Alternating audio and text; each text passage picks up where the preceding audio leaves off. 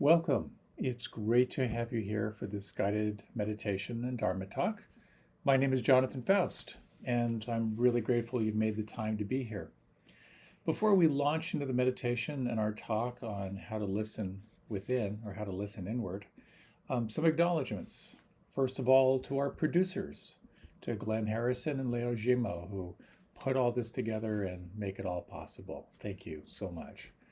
And to our mindful movement teacher for today and our mindful dialogue leaders afterward. The whole Monday night experience, if you are so interested, if you'd like to join in at 6:30 Eastern Standard Time, one of our great mindful movement leaders, Rita, Anna, or Lynn, will guide you through mindful movement to help you to prepare for meditation.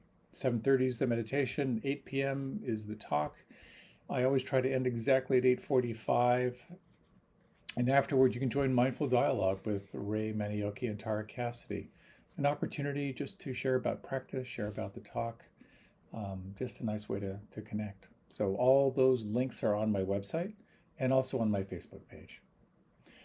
All as well, an acknowledgement and thank you to the Insight Meditation Community of Washington for hosting this class, and a big thanks to my friends at the Unitarian Universalist Church of Arlington, which has been the physical host of Monday Night Meditation.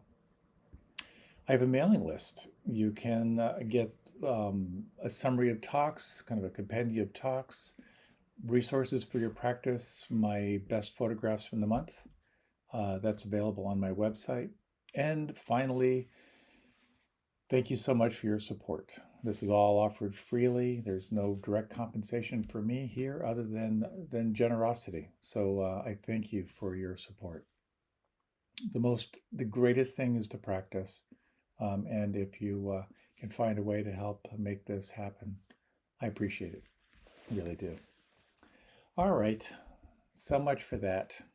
Our big inquiry, our big practice for this session is this art of listening inward.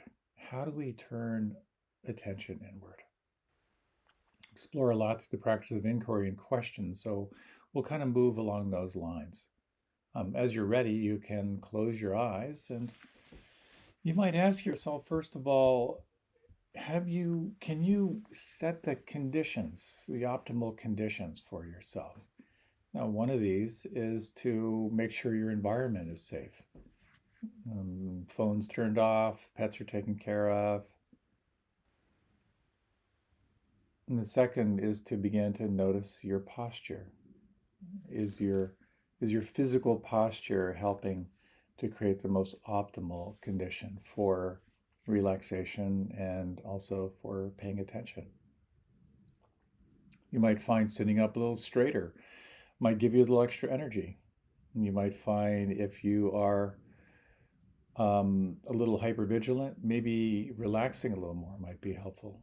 If you're feeling exhausted, you might consider doing this lying down. You know the danger of lying down, of course, but it's an option. And you might, with your eyes closed, you might explore what is the quality, the nature of your mind and attention right now. Is the mind busy, hypervigilant? Is it maybe a little more sloth and torpory? Is it restless? And again, exploring kind of the optimal conditions for mindfulness practice, you might elect to bring your attention to your breath and do some controlled and focused breathing for a few minutes. And one of the most classic is known as coherent breathing in the modern vernacular, sometimes known as Durga Pranayam if you're a yogi. And that is to slow down your breath. Inhale to the count of 4 or 5 or maybe even 6, and at the top of the inhalation, exhale to the same length. It may take you a little time here to kind of get adjusted, but what you'll want to do for this next little while is to match the length of the in-breath with the length of the out-breath, and have your breath slow and smooth.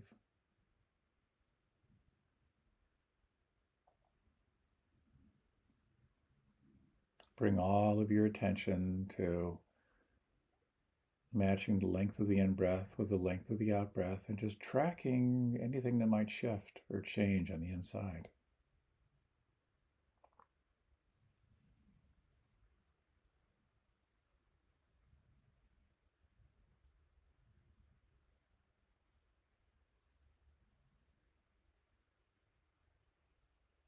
You might notice that there is this gathering of attention. There's the possibility of beginning to calm the mind more and more and training it into the here and now. And let's say for the next 3 breaths, how intimately can you feel the breath as you match the length of the in-breath with the length of the out-breath?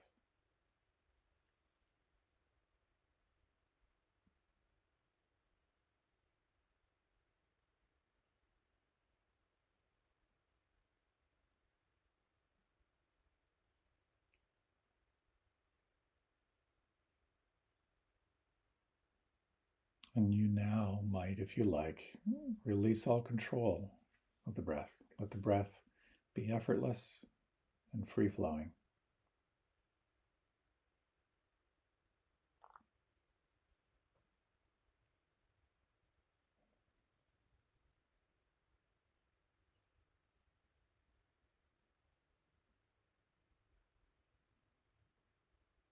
And notice now that there's this quality of attention that's present. What is it that is aware right now? You might notice how awareness tends to hop around from a thought to a feeling to a sensation to an image to a sound. A natural part of your awareness is simply scanning. In essence, it's scanning to ensure you're safe. And you might like to begin to entrain your attention to rest more and more here on the inside in this realm of the body, feeling, and sensation. And beginning by just simply sensing from the inside the crown of the head, the scalp.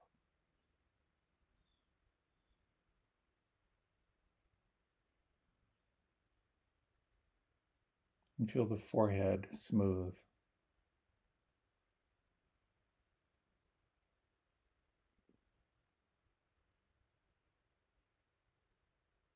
And could you in any way now begin to soften the muscles around your eyes?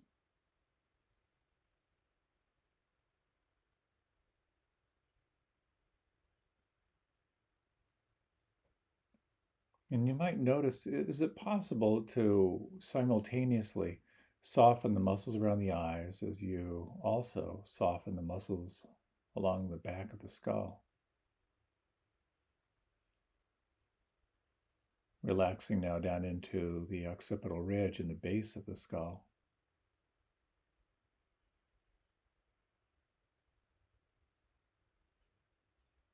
Relaxing now down the back of the neck and into the tops of the shoulders.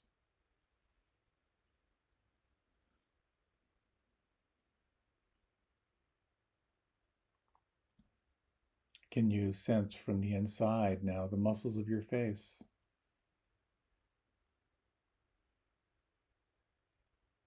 The inside of your mouth?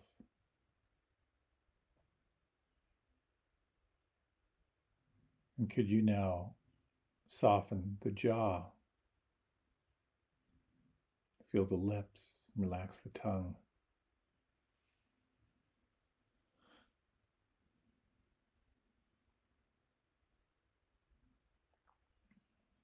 Sensing down the length of the arms, down through the elbows and down through the wrists.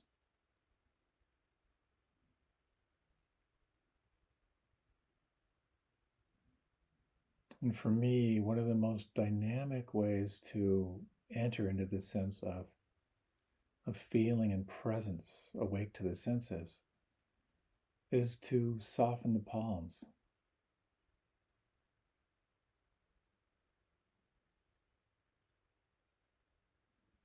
Relax the backs of the hands. And notice if it's possible to feel the volume of the palms.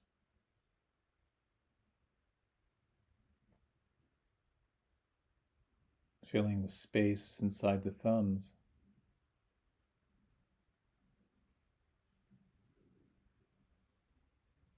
sensing the volume or the space inside the fingers.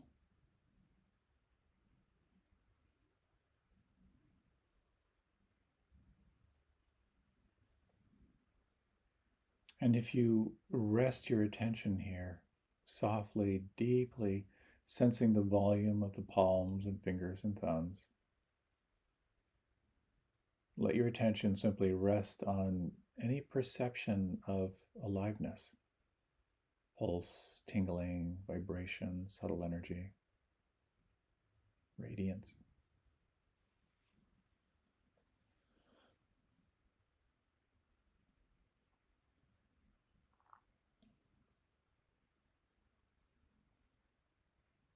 Sensing the space inside the throat,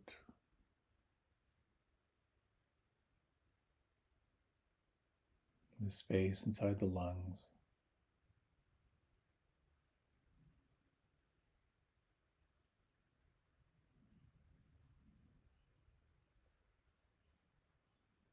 and sensing from the inside the lower back and the buttocks.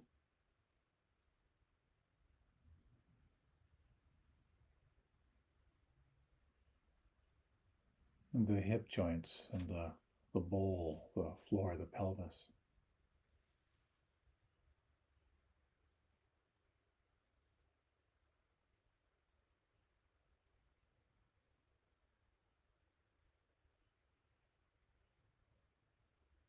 And sensing now the space between your navel and your spine.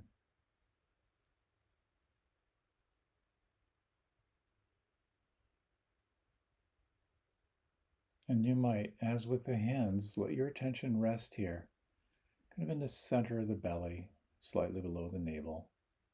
Relax and sense any sense of movement, sensation, feeling.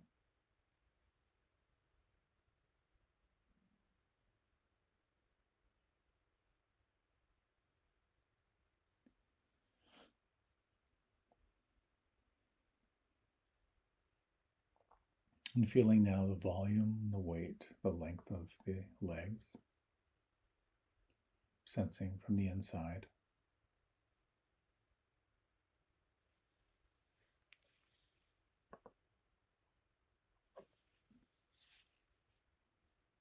The tops of the feet and the toes.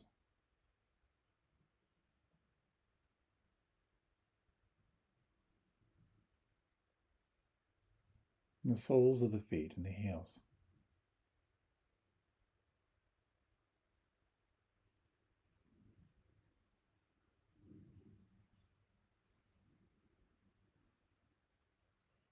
Imagine, if you wish, or just feel through the whole body, just scanning what might soften, what might relax right now, what could let go.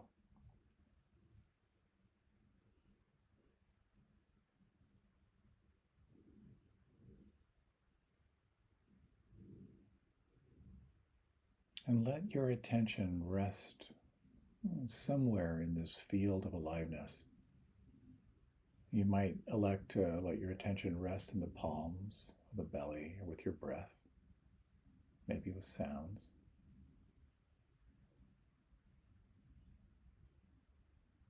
Noting if it's possible to deeply soften, relax, and receive the sensations right here at this particular point where you're resting your attention. You're the anchor for your attention. Relax, feel, and notice.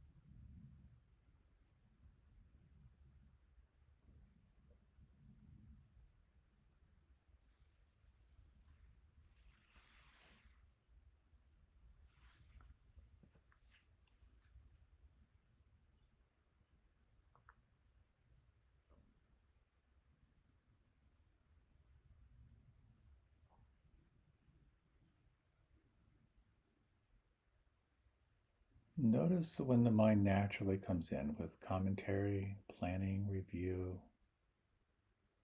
And when you notice that, is it possible just to smile inwardly? And notice if you can let it go and re-arrive. This intimate sense of receiving the moment through the senses, here at the point of your anchor. Beginning again, relaxed, alert.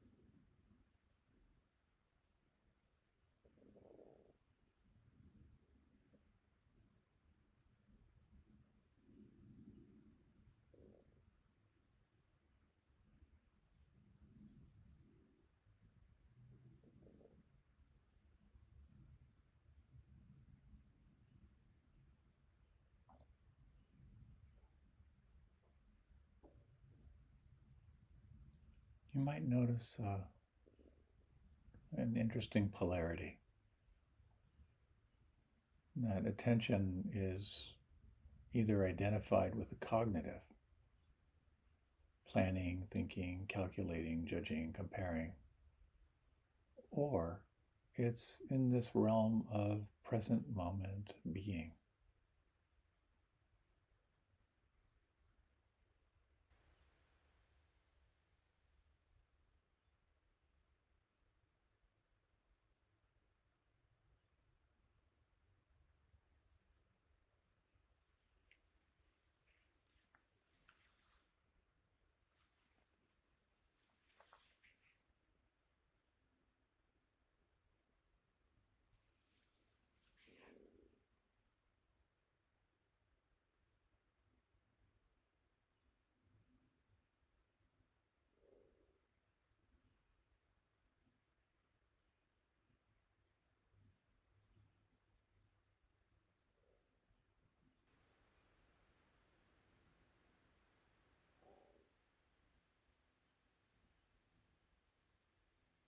One element of our practice is this practice of gathering, arriving again and again, intimately awake to the here and now.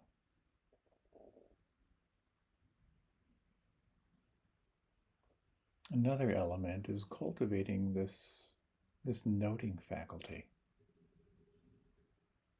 this quality of the observer, of your capacity to observe without judgment, to observe without grasping or pushing away, to observe without preference.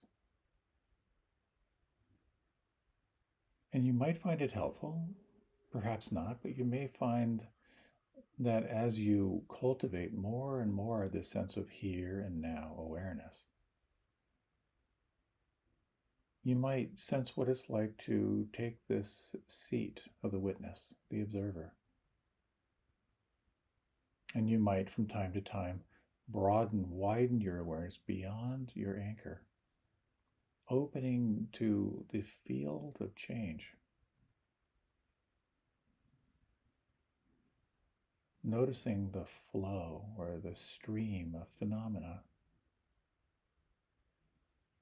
and sensing who you are in your capacity to observe and let be.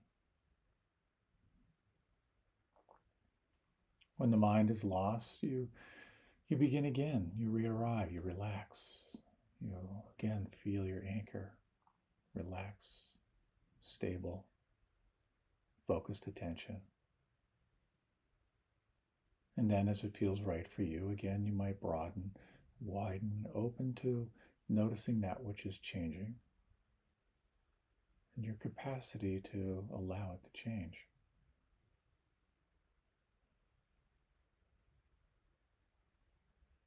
Awake to the flow.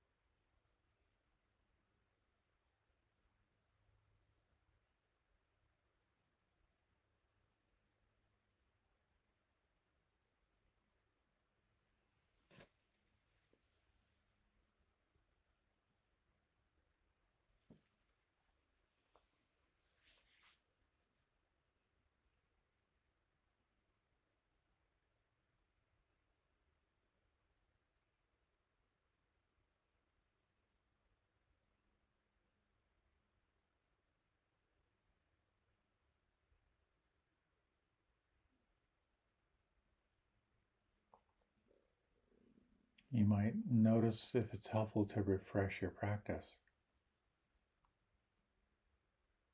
In this remaining 5 minutes or so, would it be helpful to adjust your posture in any way?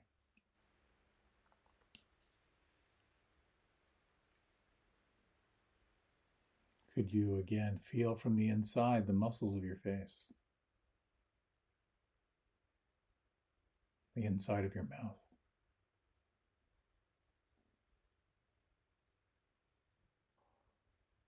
If you soften the palms and feel the backs of the hands, is it possible to feel or imagine the space and the volume of your hands? Any sense of aliveness here?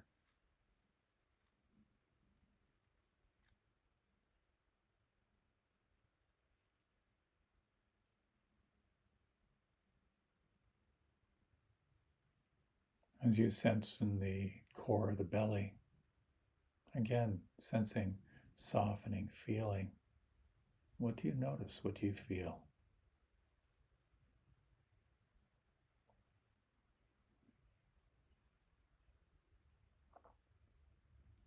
Feeling from the inside, the soles of the feet and the heels.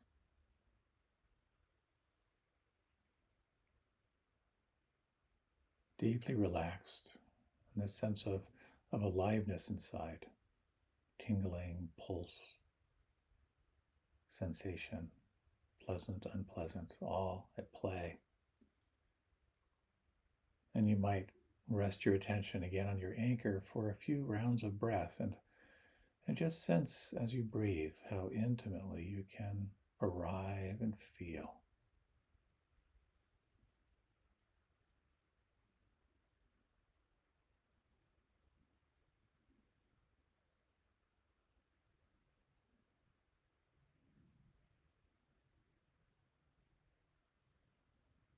Perhaps sensing this seat of the witness, the observer.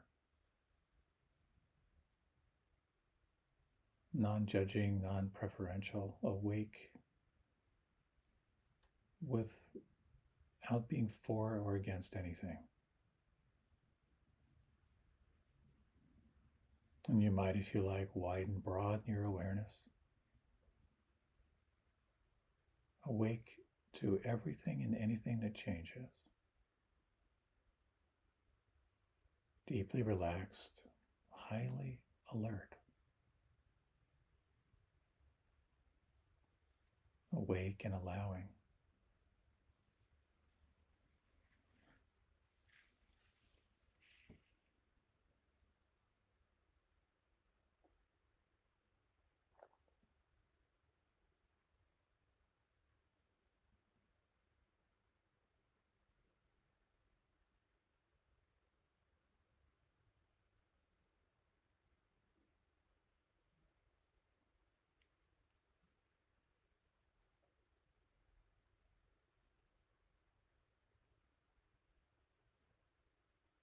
You might, if you like, let the anchor fall away.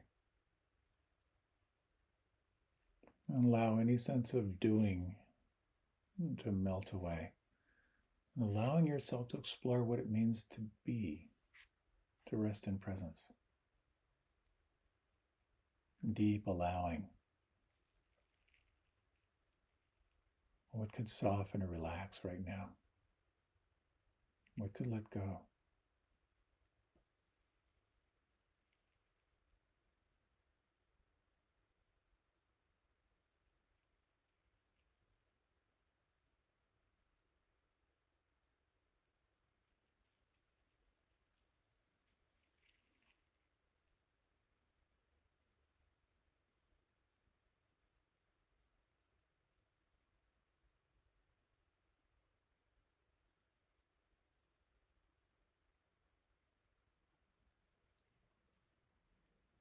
What could soften or relax right now? What could let go right now?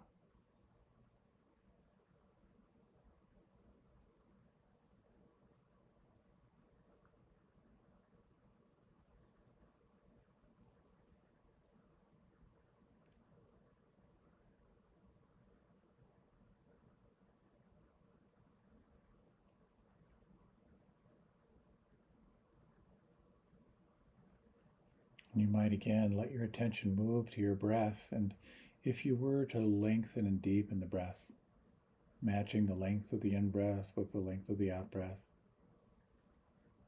notice the effect on the mind and presence. As I breathe in, I'm aware of breathing in. As I breathe out, I'm aware of breathing out.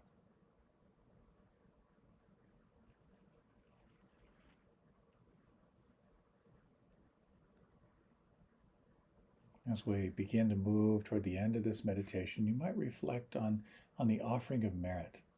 Whatever you may have let fall away in this practice, whatever you're taking with you, offer it to yourself.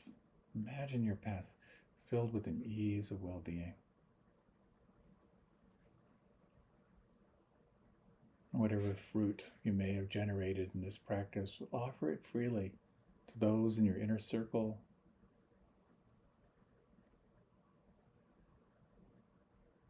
and to all beings. May all beings benefit from the fruit of this practice.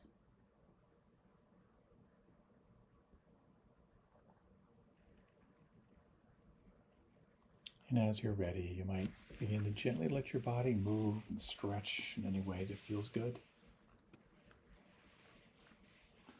Let out any sounds, anything you need for your transition.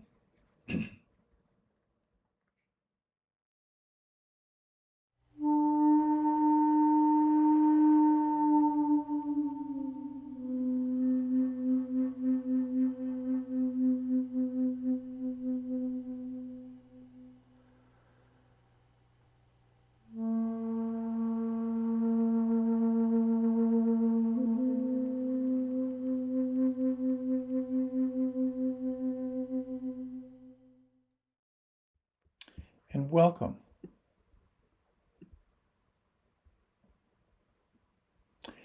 A good number of years ago, I was at a retreat center somewhere in the United States. I won't say where, but I was leading a retreat, and part of it was to kind of help this organization kind of get a program center up and running. I've been involved in a program center for a couple of decades. This particular tradition was really known by its founder as kind of an in-your-face tradition.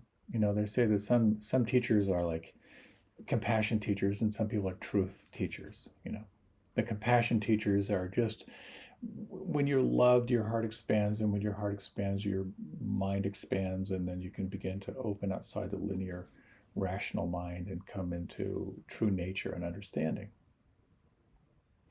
The truth teachers are more like, I'm going to get in your face and tell you what's true, and then I'm going to give you the space you need to integrate it. So this was more of an in-your-face tradition. So somewhere, I think it was the first morning of the retreat that I was leading, I went to return my breakfast tray after breakfast. And now I had lived in an ashram for over 20 years. I have had jobs in the kitchen as part of my part of being in the ashram was you had these volunteer jobs. So I worked in the kitchen a lot.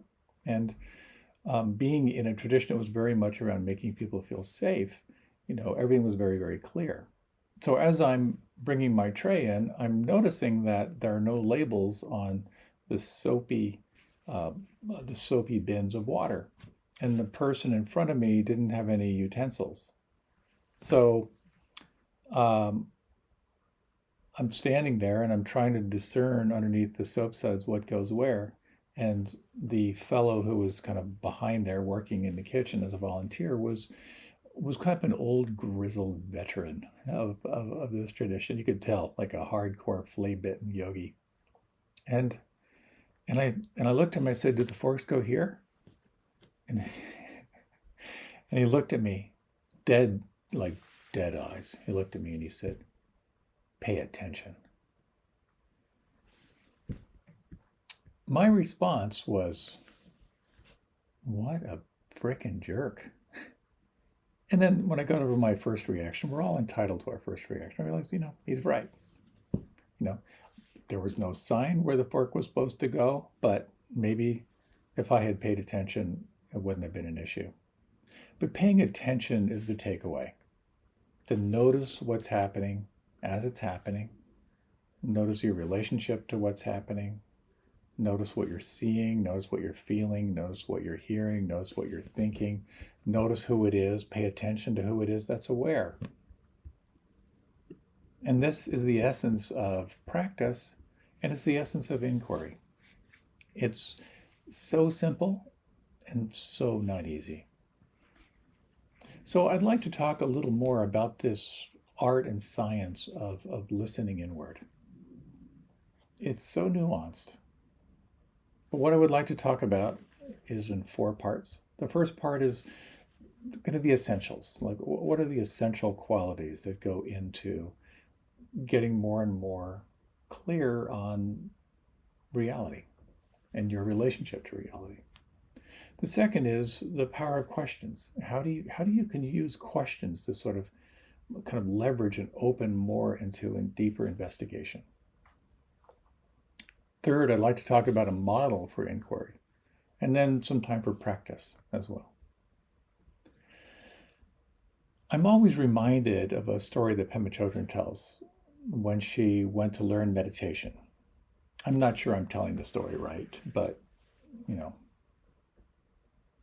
So Pema, apparently, according to the story, went to a meditation teacher, and the teacher said, "Okay, here are your instructions for this tradition. Bring your attention to your breath. And when you notice that your attention has wandered, bring it back to the breath." So she went, and the first 45 minutes sitting, she realized she never once felt her breath. And as she kind of practiced through the day, she noticed that she was having more and more moments of actually being aware of her breathing as her breathing was happening. And so she went back to the teacher later in the day and said, "Okay, I think I'm ready for the next level of instructions now." And the teacher smiled and said, "Okay, so your practice now is bring your attention to your breath. When your mind wanders, bring it back to the breath. That's it. Now, of course, simple but not easy is really the operative here. There's such a nuance.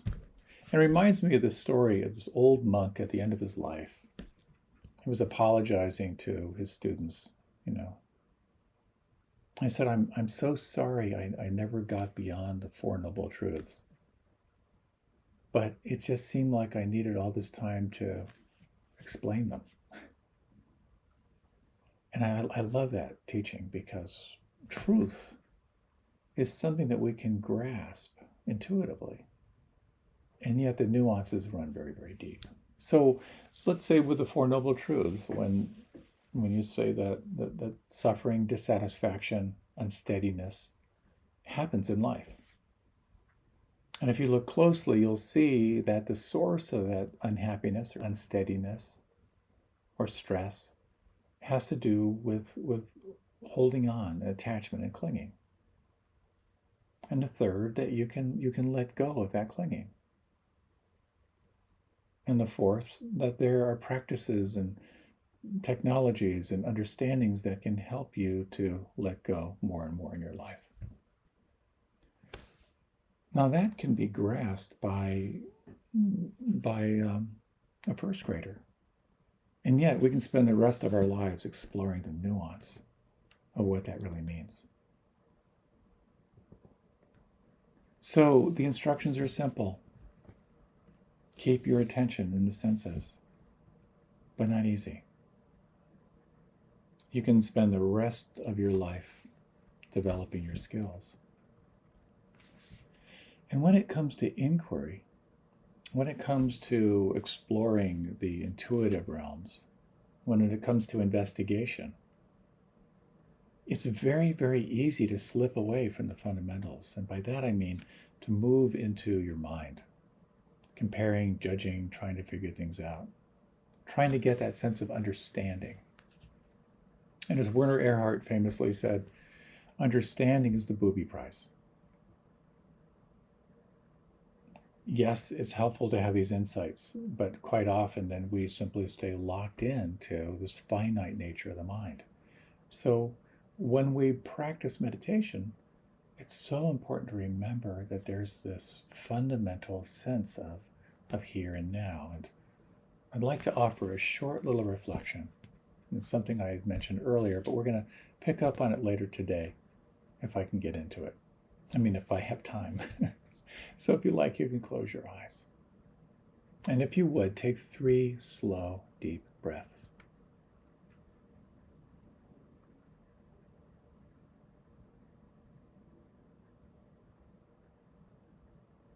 And I'm going to offer a little 1-minute practice. We process information through the senses, and primarily it's through seeing, through visual. It's through hearing, through sound. And it's through feeling, this inner felt sense of sensation. And if you would, imagine that you could be the observer of your experience and notice what arises in this realm of seeing an image, hearing a sound, or feeling a sensation. And as you do so, when you notice it, just offer a very gentle labeling of see, hear, or feel.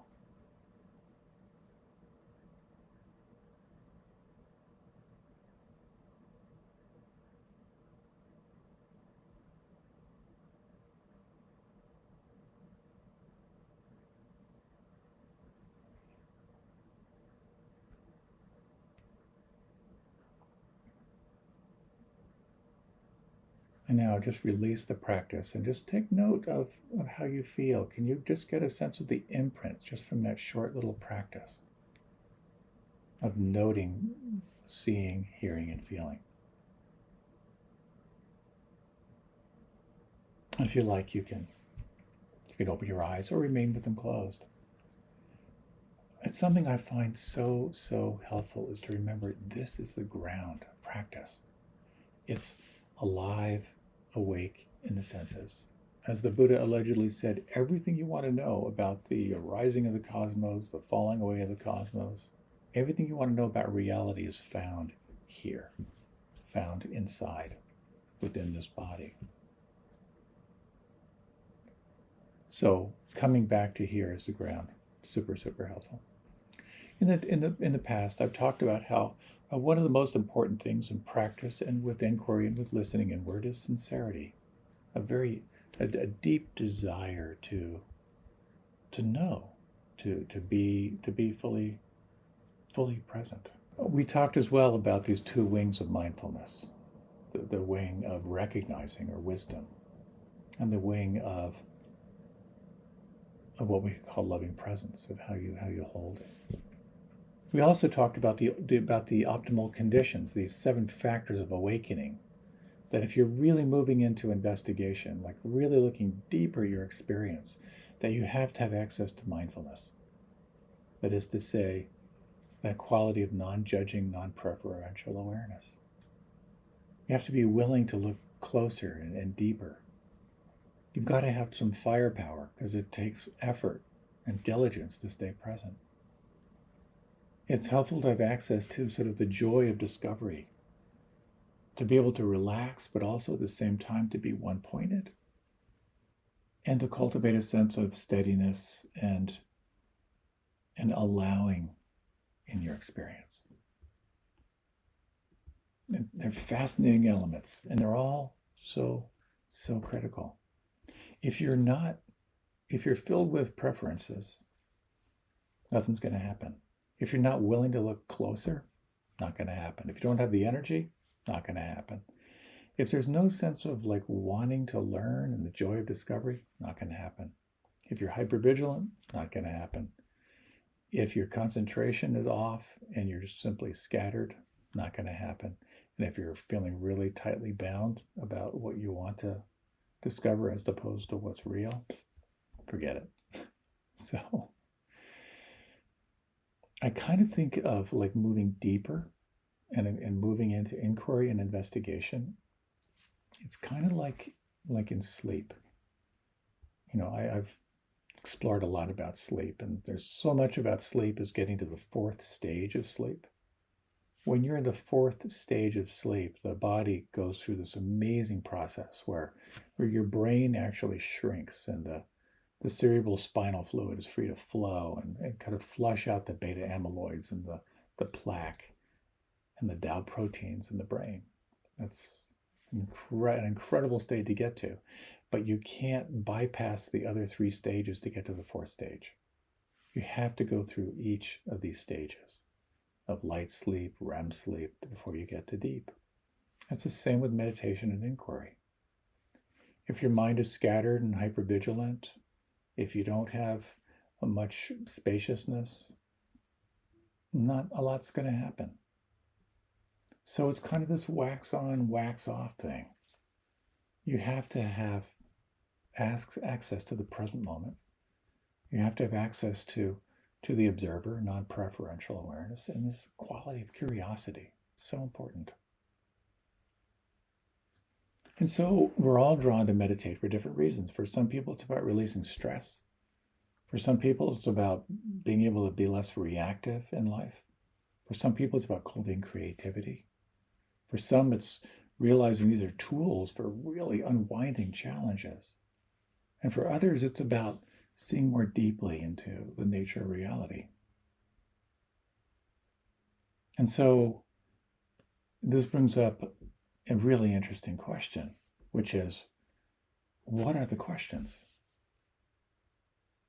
And what I have found in just working with a lot of people over the years, and certainly looking at my own mind, is most of the questions we ask unconsciously are informed by this inherent negativity bias. Tony Robbins put it really well when he said most people ask themselves the following question: why does this crap always happen to me? And as I've sat with people And as I've explored my own mind, there are some essential beliefs that we tend to hold core, such as, I'm not lovable. There's something wrong with me. I'm not worthy of attention, affection, or love. I'm not a good person. And wherever we pick up those seeds, and again, we're like little hard drives without virus protection. It's not anyone's fault, but we just pick up this narrative that's informed through a negative bias.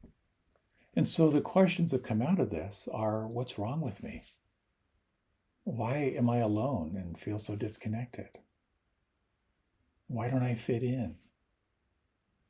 What would happen if people really saw who I am behind my smile?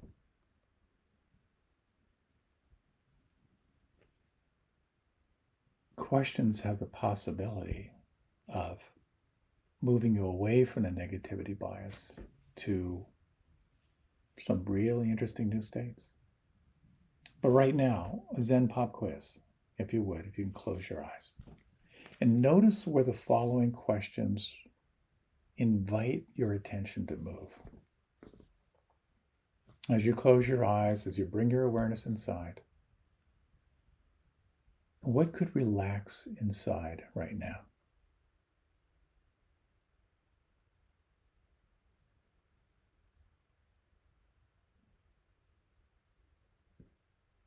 What happens over the next 3 breaths if you relax just a little bit more with each exhalation?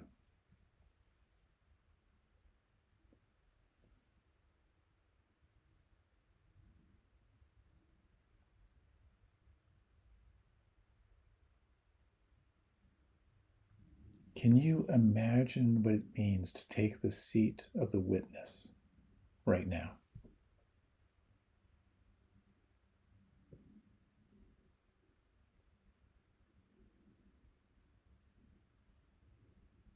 Can you imagine letting things be just as they are right now?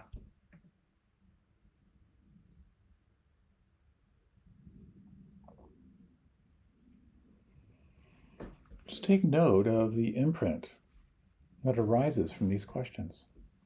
And if you like, you can open your eyes, or again, you can remain with them closed.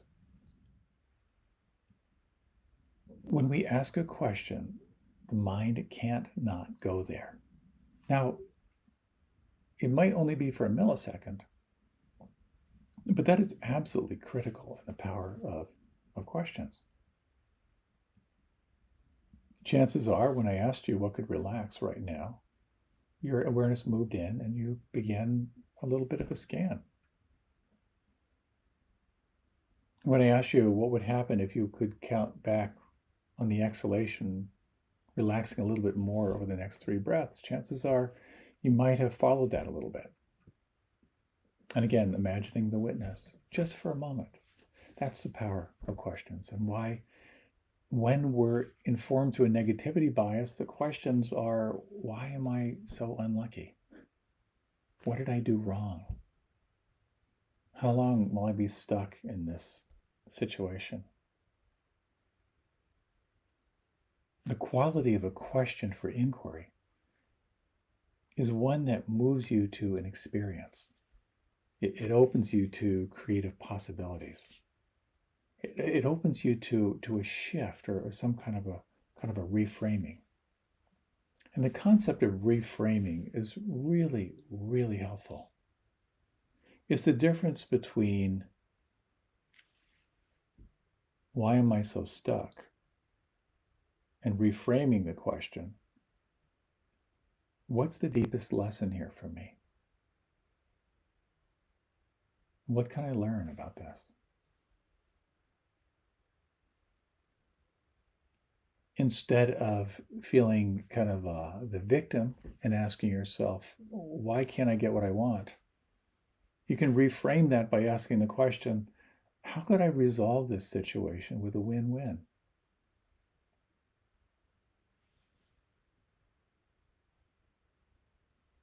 when you're griping about a relationship.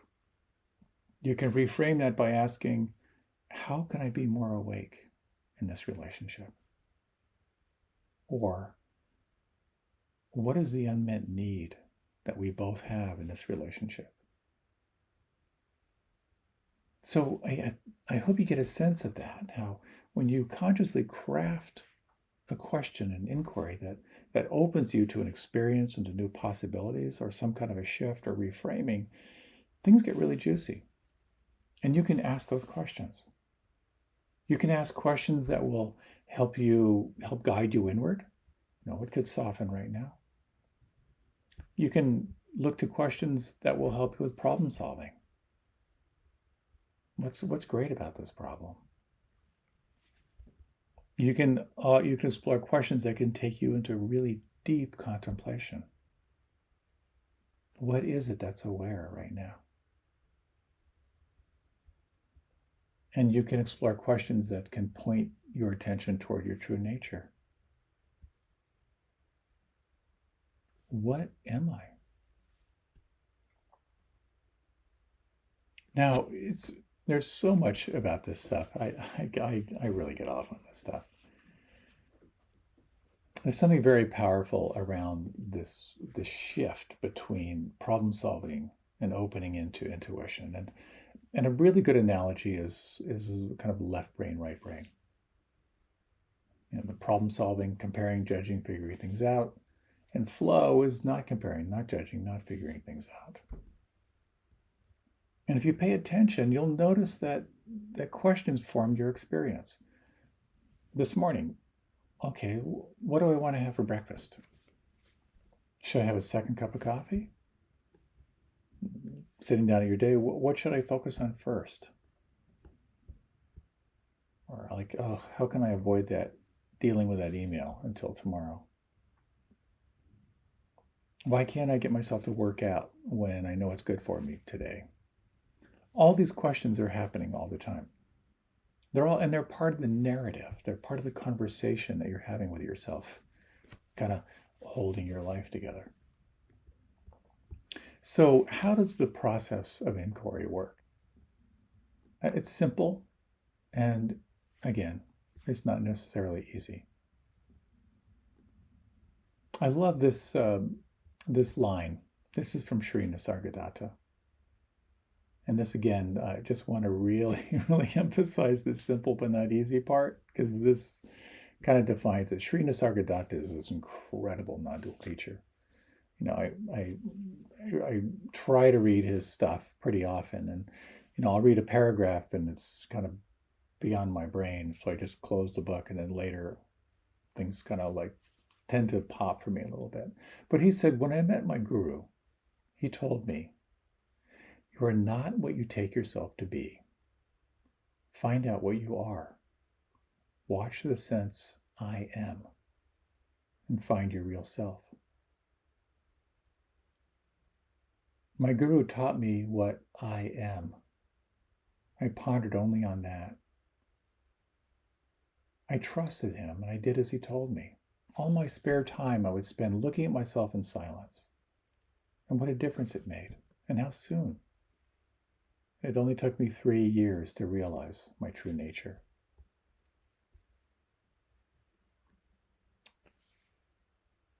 Watch the sense of I am. Find your real self. How simple. And what an incredible process of unwinding. 3 years of living deeply in that inquiry. So to make this overly simple, perhaps, in order to do this inquiry, you need to calm your body. You need to calm your mind. You need to open your heart and mind. You have to have in mind a question. You have to turn inward, you notice what arises, and then you reflect on what's of value. So, what I'd like to do is sort of kind of talk you through this, and then we'll practice it. And again, sincerity, calming, silence, investigation. There's so many different systems for for inquiry and investigation, particularly when we explore intuition and inquiry. There are medical intuitives, there's soul to mind control, which is a whole process, there's self-inquiry meditation. There's the process that anyone who has any intuitive faculties uses. And it's somewhat of a, there's some commonalities and some real differences. But when you think, again, back to that practice, and again, let's just do this for one minute. If you close your eyes.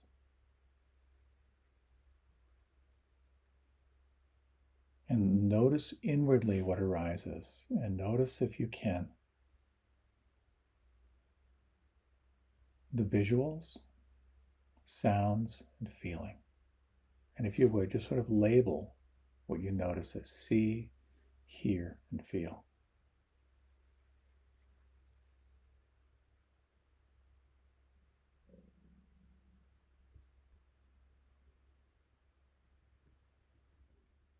If you like, you can deepen your breath.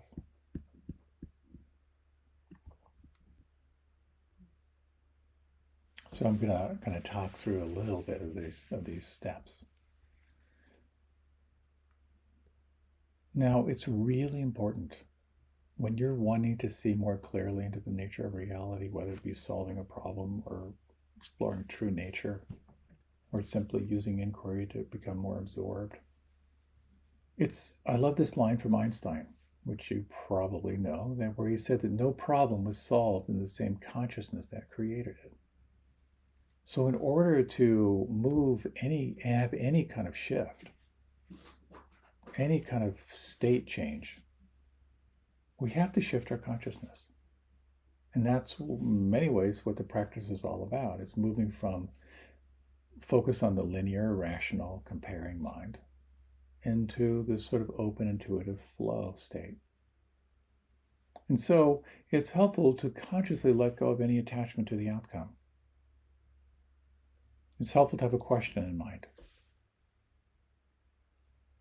And so as you prepare the mind, it's very, very helpful to recall sincerity. So when you open to the sense of like deeply, deeply interested in your experience, whatever that may be, why are you practicing? What's most important? So again, you're releasing attachment to the outcome. You're cultivating the sense of sincerity. And you're understanding that much of this process is coming into the here and now.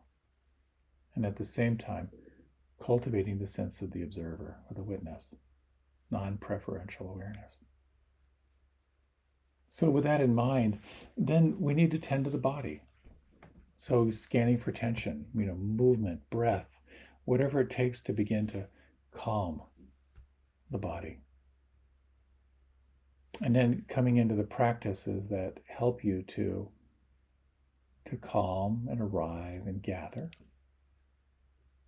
And then moving into the practices of observation. From a classical standpoint, it could be like the shamatha practices are about calming, and then moving into vipassana, the observing practice. And then as you become more absorbed, part of the practice of listening inward is recognizing that you process information really kind of in four basic ways. And this comes back to see, hear, and feel. For some of us, we're really visual. We think in pictures. We use words like, I can see it that way. No, that's not how I view it. Some of us are more auditory. We tend to process through words, through speech. And you'll use words like, that doesn't ring a bell. That doesn't sound right to me. That's your primary thing. And then the felt sense, the feeling inside. And for many of us, that has to do with language like, I don't know, I just don't feel it. Or it might be, that really lifts my energy. It raises my energy. That feels really good. That's the primary. So when we're opening to information, it'll primarily happen through visual, through sound, or through a feeling tone. And you could say there's another approach, which we could call just direct cognition, where you just know. So recognizing that, then we can move into observing and tracking, turning your attention to the felt sense of what you're feeling on the inside, any interesting imagery, any sounds, and just sort of tracking, recording what you're noticing. And then becomes evaluating and integrating. So all this is customizable. There's so many roads to inquiry. And inquiry-based learning it's pretty big. It's used a lot in schools. Asking a question, exploring possible answers, understanding it's creating a new view, communicating your findings, reflection. It can be very practical. It can help you solve problems, but it can also move beyond your mind. So I'd like to lead you through a little practice before we close here. And I want to go back to the kind of the left brain, right brain, because it's fascinating stuff. We can think of the right brain, the left brain as that's primarily logic, language, critical thinking, numbers, reasoning. That's kind of reading, writing, calculating. And we have the right brain, which is more associated with creativity, emotional intelligence, imagination. It's more visual, more imagery than words. It processes information in an intuitive, almost kind of a simultaneous manner. It's really interesting when we look at the integration of left brain, right brain.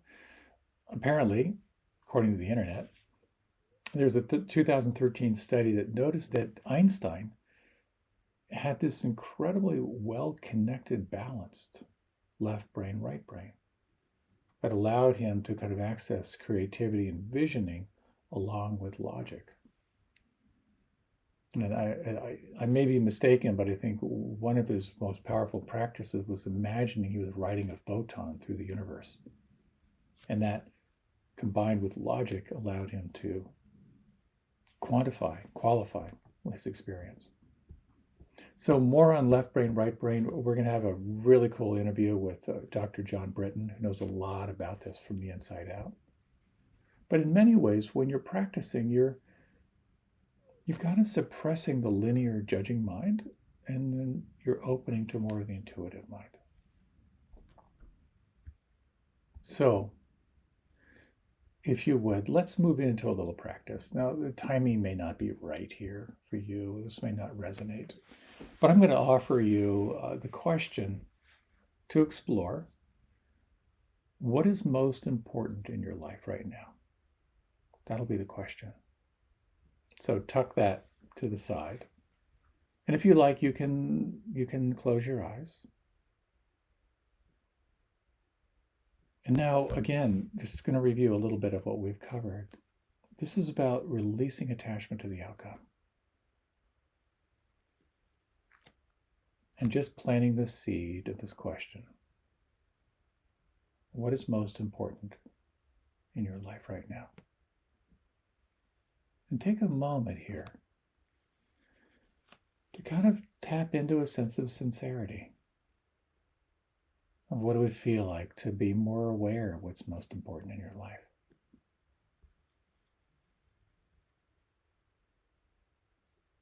And understanding this process of moving inward, calming, moving inward, of tracking, observing.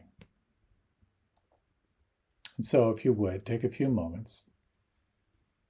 And if you would, just scan through the body. Is there anywhere you're holding tension right now? Is there any way you might like to move, release some tension?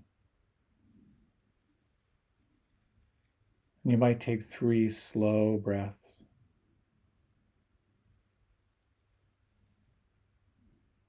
Relaxing on the out-breath. Calming the body, calming the mind.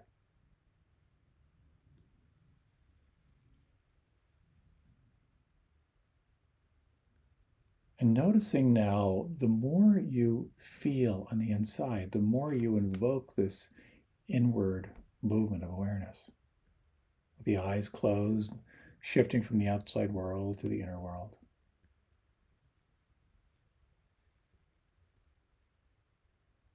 You might take a little bit of time now to simply, as you select an anchor, breath or sound or feeling, just notice the arising of imagery, sounds, or feeling, and labeling with the words see, hear, and feel.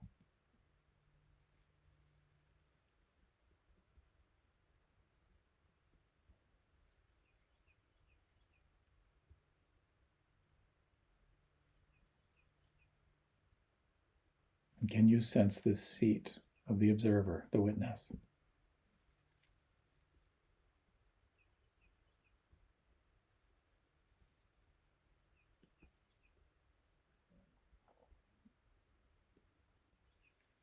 Sensitizing yourself to display of sound, of images, and particularly the feeling tone. You might sense through the midline in the core, around the eyes, throat, the heart, the belly.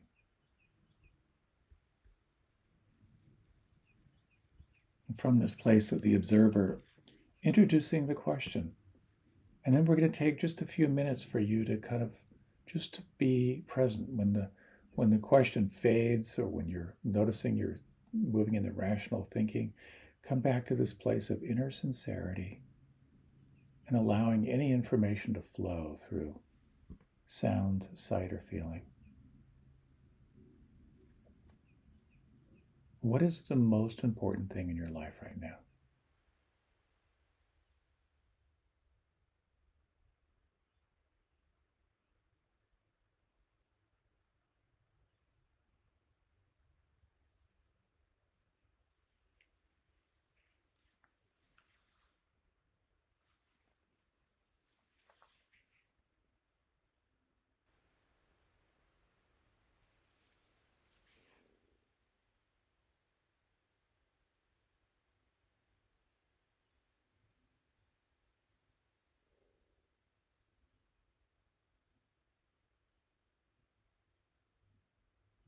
And you might explore the following question.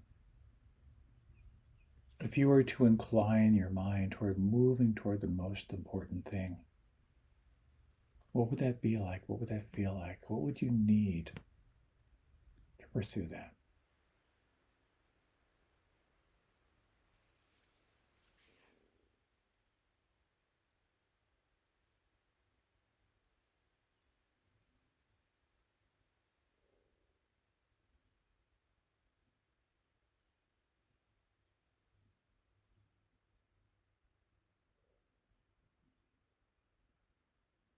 And as you sense what's most important, if you have a sense of what's most important in your life right now, what advice do you have to give yourself?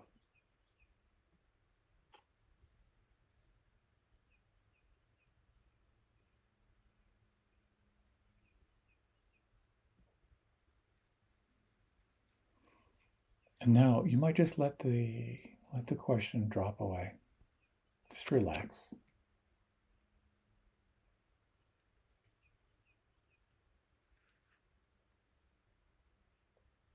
And though you may not have a clear sense, that's okay. You're not attached to the results. You're simply planting a seed, and you might just sense your willingness to be informed by this question, to plant the seed and allow it to flower in its own time.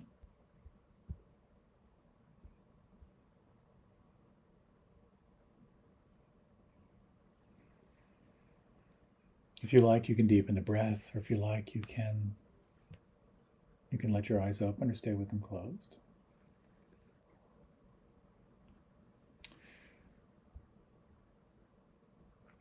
We can only open to new information when we're open. And I find this process of creating the conditions by releasing attachment to the outcome, by cultivating sincerity, taking time to steady and stabilize awareness, and to open to this incredible miracle of how we take in information, how we process information through visuals, through hearing, through the felt sense. Taking that question, like dropping it in the well and just noticing what arises, giving it room, letting it flow, letting it move, and then evaluating later as to what was helpful.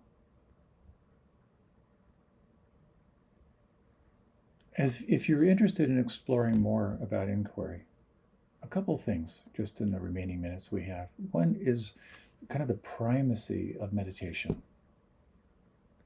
That mindfulness and meditation that calls you into the here and now is the very, very ground of the practice.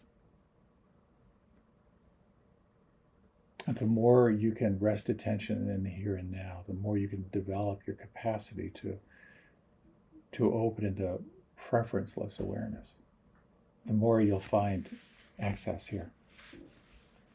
The second thing you might do is to try journaling. It's a very, very powerful process. And some of the elements of journaling that I find very, very helpful, that'll help you to bypass that critic, write at a speed where you're discovering the words rather than composing them beforehand. Think of quantity, not quality. And just notice as you write how you might be able to open into that flow state. The next is to actively cultivate questions. That question of what's most important right now is so helpful before a phone call, before a meeting. What's most important? And then just listen to the response. The next is to explore what it means to develop kinesthetic intuition, and we're going to talk a lot more about this. And this is the felt sense of the body. This whole idea that the body doesn't lie. Huge, just huge. Your body doesn't lie. So when you ask yourself, okay, what am I going to have for breakfast? Oh, I'll have this, and then check in with your body. What does your body say? Is it uplifting, expanding? Or does it have an inner clench or shutting down? Enormously powerful. And finally, you might play more with exploring the flow state. Just noticing when you're in linear rational mind, comparing, judging, figuring things out, and when you might explore, well, what would happen if I didn't judge, if I didn't compare, if I didn't try to figure things out? Notice how that might open up more flow. I love this stuff. I hope you found this helpful. We're going to be exploring a lot more here, kind of teasing out some of the nuances of the practice here that again, to my mind, can help you feel more alive in the world. And that can also help you feel more aware of self. And that can truly, truly help you feel more aware of who you truly and deeply are. Juicy stuff. Thank you so much for hanging in there. May you, and the most important thing, have a wonderful time together. Take good care.